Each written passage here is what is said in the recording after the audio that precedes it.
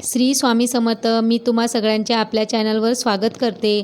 माझं पार्सल आलेलं आहे. ईशा फाउंडेशनमधनं माझे रुद्राक्ष आलेलं आहे. त्याचं मी तुम्हाला आज ओपनिंग करून दाखवते.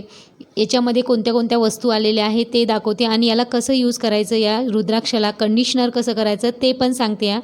चला तर बघूया आपण या पॉकेटमध्ये आता काय काय आहे. हा पॉकेट काढताना कैचीचा वापर करू नका, हातानेच काढा. कोणत्याही वस्तू डॅमेज झाल्या नाही पाहिजे.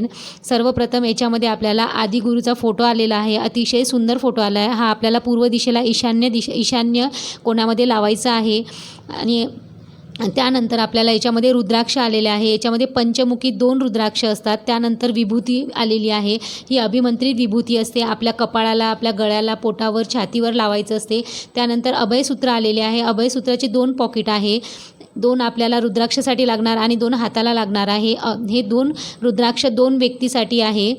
चला तर बघूया आपण हे रुद्राक्ष कंडिशनर कसं करायचं.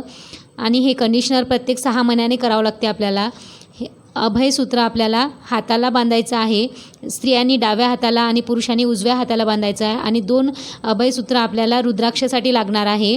आणि हे धागा आपल्याला हाताला बांधल्यानंतर अभयसूत्र 40 दिवस ठेवायचं आहे. 40 दिवसानंतर तो खराब झाला असेल तर तो आपल्याला काढून झाडाच्या मुळापाशी गाडून द्यायचा आहे किंवा झाडाच्या फांदीला बांधून द्यायचा आहे. त्याला कैचीनं कापायचं नाही, हातानेच त्याला तोडायचं आहे. त्यानंतर आपण आता रुद्राक्षाला कसं कंडिशनर करायचं ते बघूया. त्यासाठी आपल्याला गाईचं तूप लागणार आहे आणि गाईचं कच्चं दूध लागणार आहे. मी एक छोटी वाटी घेतलेली आहे. त्या वाटीमध्ये आपण आता तूप टाकून घेऊया आणि अशी वाटी घ्या त्यामध्ये रुद्राक्ष बुडाले पाहिजे आणि त्याच्यावर तूप थोडीशी लेअर आली पाहिजे. आता हे मी तूप घेतलेलं आहे एका वाटीमध्ये भरून.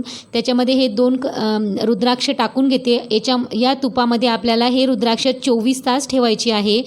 24 तासानंतर काढून आपल्याला हे रुद्राक्ष गाईच्या कच्च्या दुधामध्ये आणखीन 24 तास ठेवायचे आहे. आणि गाईच्या कच्च्या दुधामध्ये 24 तासानंतर काढल्यानंतर आपल्याला स्वच्छ धुवून घ्यायचं आहे. याला धुताना केमिकल कोणत्याही वस्तू लावायची नाही, साबण वगैरे केमिकल लावायचं नाही. स्वच्छ कपड्याने पुसून घ्यायचं आहे धुतल्यानंतर. आणि अभयसूत्र जो काळा धागा आहे त्याच्यामध्ये आपल्याला 40 दिवस हे गळ्यात या काळ्या धागामध्ये बांधायचं आहे. त्यानंतर तुम्ही याला एका चांदीच्या तारेमध्ये छान ओवून घ्यायचं आहे. आणि मी तुम्हाला माझं कसं बनवलेलं आहे ते दाखवते. असं चांदीच्या तारेमध्ये ओवून घेतलं आहे आणि लाल धाग्यामध्ये मी हे ओवून घेतलेलं आहे. म्हणजे लाल धाग्यामध्ये रुद्राक्ष घालणं अतिशय चांगलं असते, फायदेशीर असते.